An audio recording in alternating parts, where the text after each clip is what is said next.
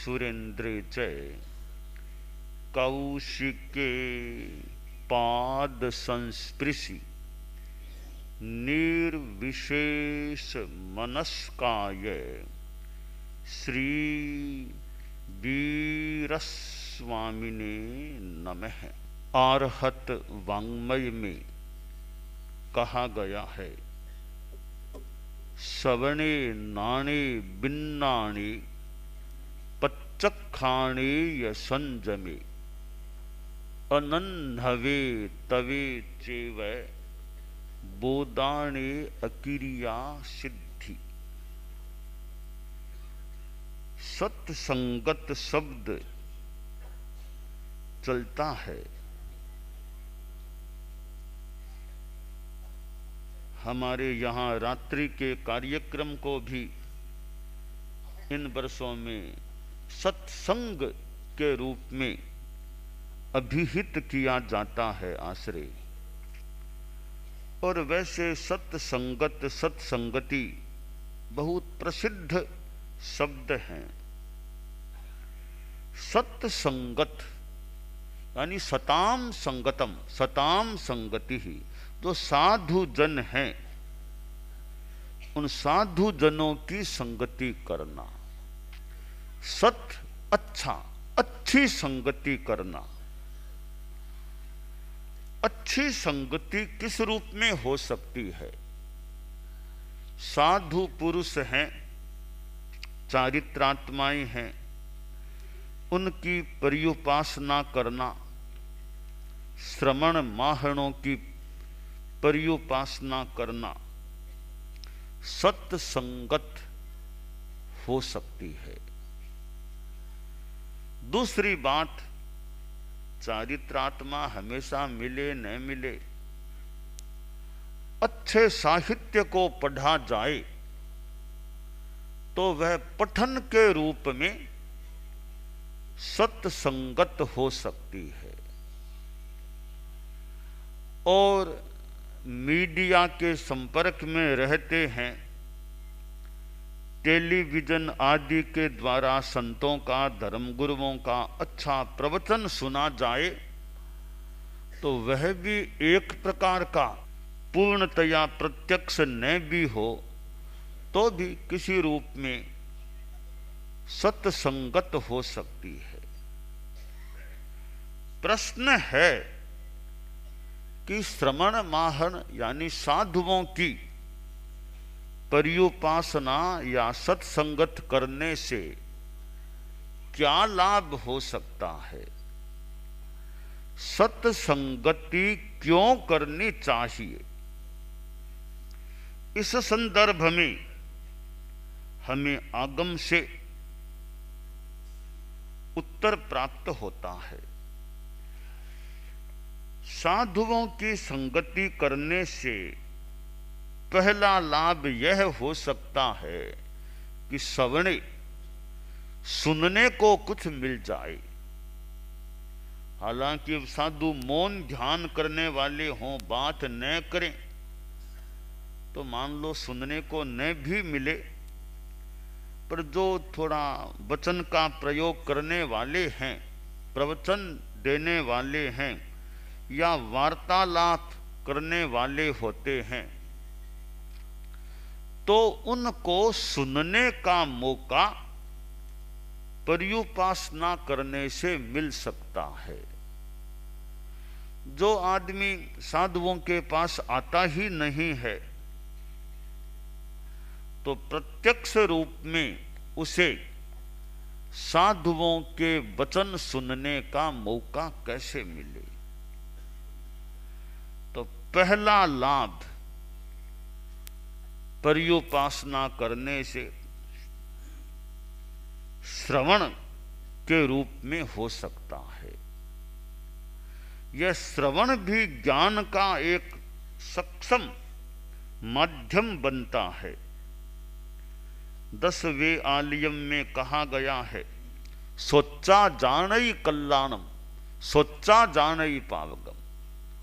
सुनकर कल्याण को जाना जाता है, आदमी कल्याण को समझता है। और सुनकर वह पाप को भी समझ लेता है। तो सुनने से ज्ञान मिलता है। दूसरा लाभ, पहला लाभ सुनने को मिला, फिर नाणे सुनने से ज्ञान मिलता है। आज तो पुस्तकें भी बहुत हैं, इतना साहित्य मिलता है, पढ़ने से भी ज्ञान हो सकता है। एक समय रहा हो सकता है इतनी पुस्तकें कहाँ सुलभ थी, साहित्य कहाँ था इतना। और तो क्या, हमारे धर्म संघ में भी आज से 100 बरस पहले कोई देखे तो कितनी किताबें सुलभ रही होंगी। आज कितना साहित्य है। कभी प्रश्न हुआ हो सकता है या हो सकता था कि महाराज क्या पढ़ें, किताब नहीं, क्या पढ़ें क्या पढ़ें। अब कोई कह दे महाराज क्या क्या पढ़ें, इतनी किताबें हैं, हम क्या क्या पढ़ें अब। तो आज साहित्य की इतनी सुलभता है। और आज साधु साध्वियों में भी कई लेखक होते हैं, कई साहित्यकार होते हैं, गद्य में, पद्य में, संस्कृत में, हिंदी में, कितनी भाषाओं में साधु साध्वियों के द्वारा साहित्य का सृजन हुआ है। तो पढ़ने से भी ज्ञान मिलता है, परंतु संभवतः हजारों बरस पहले की स्थिति में तो सुनना एक बड़ा माध्यम ज्ञान का बनता रहा होगा। तो श्रवण होता है और श्रवण से ज्ञान मिलता है।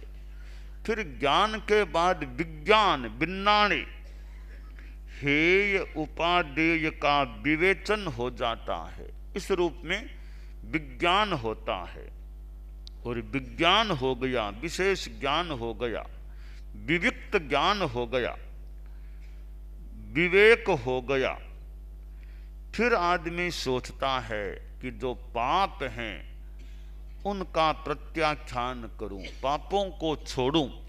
तो चौथा लाभ फिर प्रत्याख्यान, त्याग करना हो सकता है। त्याग होगा तो संयम हो जाएगा, और संयम हो गया तो अनासनव कर्मों का आने का रास्ता बंद हो जाता है। फिर तपस्या भी होती है तो वह भी लाभ है। और तपस्या है तो निर्जरण, व्यवधान, कर्मों का निर्जरण होता है। आगे बढ़ते बढ़ते 14वें गुणस्थान में अक्रिया की स्थिति, और उसके बाद सिद्धि, निर्वाण की प्राप्ति हो जाती है। तो साधुओं की पर्युपासना से कितना बड़ा लाभ प्राप्त हो सकता है। ठीक है, मुंबई जैसे शहर में इतनी दूरी, फिर ट्रैफिक की भी कई बार समस्या, जाम हो जाए, आते आते ही कितना दूरी हो साधुओं के प्रवास स्थल की, तो आने में कितना समय लग जाए, फिर जाने में समय लगना, कितने घंटे भी लग जाएं। तो इच्छा होने पर भी कई बार दूरी के कारण साधुओं की संगति रोज न भी हो सके। फिर भी जब जैसे अनुकूलता हो, और आजकल तो ये यूट्यूब और टीवी, मीडिया, सोशल मीडिया ऐसे सक्षम साधन बन गए हैं कि कार में बैठे बैठे आदमी प्रवचन सुन लेता है, घर में बैठे बैठे, ऑफिस में बैठे बैठे भाई यूट्यूब लगा दिया, टीवी है, और कोई माध्यम है, बस प्रवचन यहीं से सुन लो। तो वर्तमान की टेक्नोलॉजी ने, आधुनिक टेक्नोलॉजी ने श्रवण को कितना आसान बना दिया है।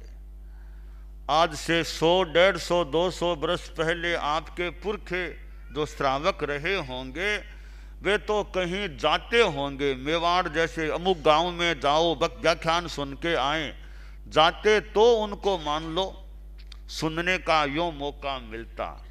तो आज उनकी जो संतानें हैं, कि न जाएं तो घर बैठे भी वो इतनी हू बू वाणी, हू बू चेहरा, वो दृश्य सामने मानो आ जाता है। और दूर श्रवण, दूर दर्शन होता है, दूर श्रवण भी, दूर से श्रवण हो जाता है।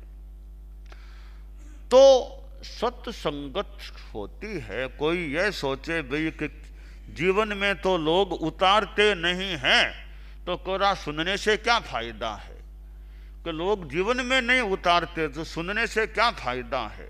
देखिए क्या फायदा है। तो पहला फायदा तो श्रवण, ये वो फायदा तो हो ही गया ना। साधुओं के गैर प्रवचन सुना तो अगले फायदे बाद की बात है। जो पहला फायदा है श्रवण होना, वो तो मिल ही गया।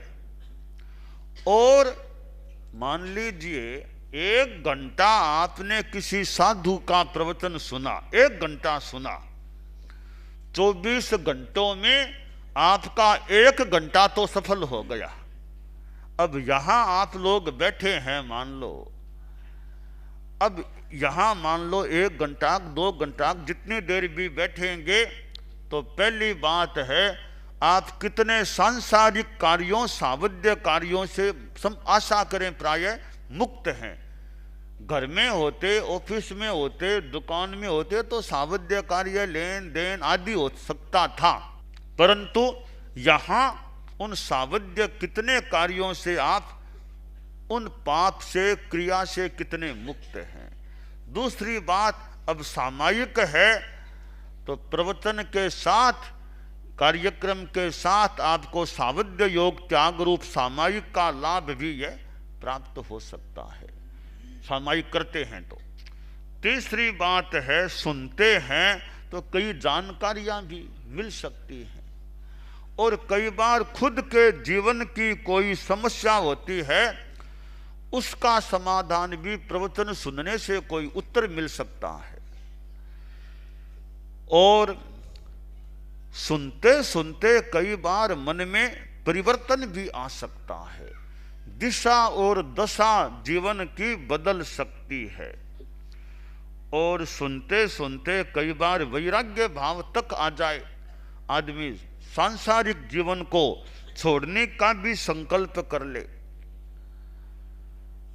और जो अच्छा कोई सलक्ष्य श्रोता हो और सुने, तो सुनते सुनते सुनने वाला अच्छा वक्ता भी कोई बन जाए। सामग्री को ग्रहण कर लिया कि नई नई सामग्री मान लो नोट कर ली, प्रवचनकार कैसे बोलते हैं, उनका क्या तरीका है, उसको ग्रहण किया जाए तो सुनने वाला अच्छा वक्ता भी बन सकता है। वो पब्लिक स्पीकिंग की ट्रेनिंग दी जाती है, वो भी अच्छा तरीका हो सकता है। और यह प्रैक्टिकल पब्लिक स्पीकिंग ट्रेनिंग भी कई बार हो सकती है कि यह वक्ता कैसे बोलता है, उसको देख देख कर भी आदमी पब्लिक स्पीकिंग की ट्रेनिंग कोई प्राप्त कर सके तो कर सकता है। तो साधुओं की संगति से कितना लाभ होता है। आचार्य श्री तुलसी का प्रवचन हम में से कितनों ने सुना होगा। आचार्य श्री महाप्रज्ञ जी का प्रवचन हम में से कितनों ने, आप में से, हम में से कितनों ने सुना होगा। अब एक तो ऐसे ही बैठ गए सुन लिया, एक से लक्ष्य ध्यान से सुने, ग्रहण करने का लक्ष्य रखें, तो सुनते सुनते कई श्लोक, कई दोहे, कई कहानियां, कई तत्वज्ञान की बातें प्राप्त हो सकती हैं। और कई विषयों का स्पष्टीकरण प्रवचन आदि के श्रवण से हो सकता है। तो यह जो सत्संगत है, इसका अपना महत्व है। और कई बार सुनते सुनते भी बड़ा सुख भी बहुत अच्छा लगता है, सुनना भी बड़ा अच्छा लगता है। और फिर जीवन में उतर जाए, सुनते सुनते शांति भी, सुख की भी प्राप्ति हो सकती है।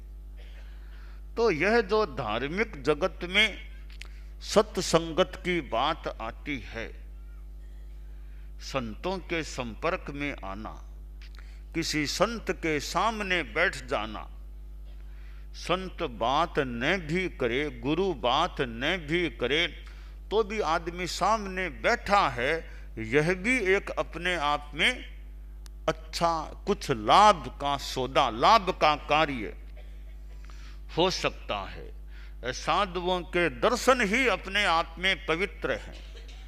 साधु नाम दर्शनम पुण्यम तीर्थभूता ही साधव है। साधुओं के तो दर्शन भी अपने आप में पुण्य हैं, पवित्र हैं। और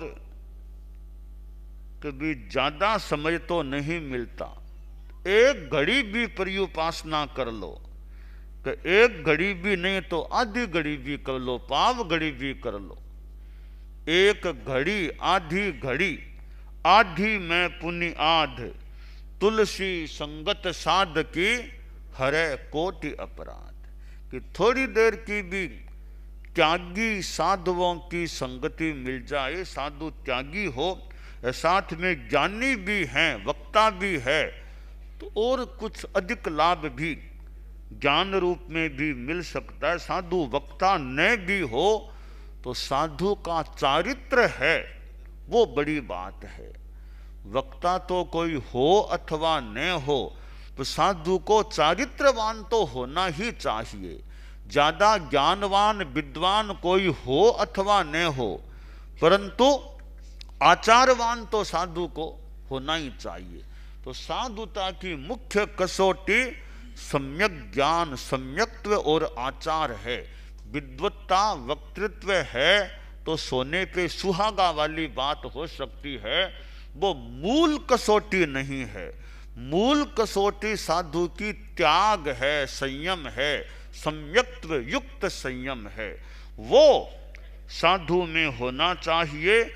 साधु का कर्तव्य है, पहला कर्तव्य है, साधो हो साधुत्व संरक्षा कर्तव्यम प्रथमम मतम, कि साधुता की सुरक्षा करना यह साधु का प्रथम कर्तव्य माना गया है।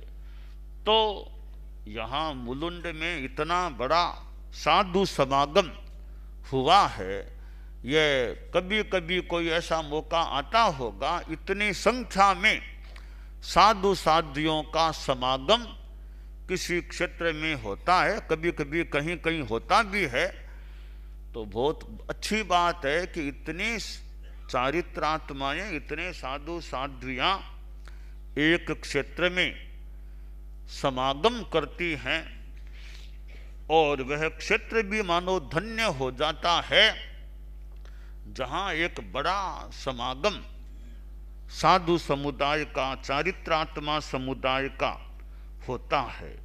तो साधुओं की संगति का लाभ उठाने का प्रयास किया जाना चाहिए, कि साधुओं से ज्ञान मिलता है और वैराग्य भाव जग सकता है। सत्संगत से वैराग्य बढ़े, सत्संगत से सत्संगत से सौभाग्य बढ़े,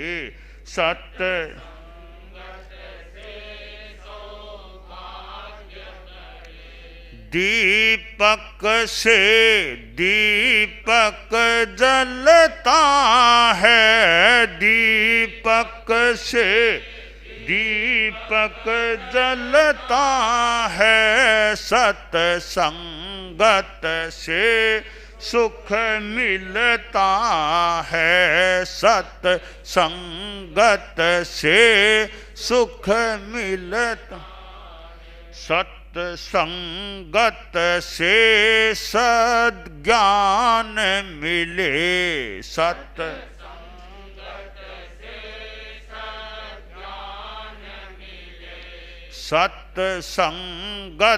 से भगवान मिले, सत्संगत से भगवान मिले। पानी से पौधा फलता है, पानी से पौधा सत्संगत से सुख मिलता है, सत्संगत से सुख मिलता है। कपड़े को जैसा रंग मिले, कपड़े को मानव को जैसा संग मिले, मानव को जैसा संग मिले, बस उसी ढंग से ढलता है, बस उसी ढंग से सत्संगत से सुख जीवन का कण कण खिलता है, जीवन का कण कण सत्संगत से सुख मिलता है, सत्संगत से सुख मिलता है। तो साधुओं की त्याग तपस्या, ऐसे पवित्र आत्मा चारित्र आत्मा का दर्शन पर्युपासना और फिर कुछ श्रवण आदि का मौका मिले तो वह जीवन के लिए बड़ी एक अच्छी बात हो सकती है। तो हमें अपने ज्ञान को बढ़ाने का, आप लोगों को साधु समुदाय की संगति करने का, साहित्य में अच्छे साहित्य की संगति, मीडिया आदि की संगति करें तो अच्छी बातें मिले। ऐसा होने से जीवन में उत्थान और उत्कर्ष और कल्याण की दिशा प्रशस्त हो सकती है।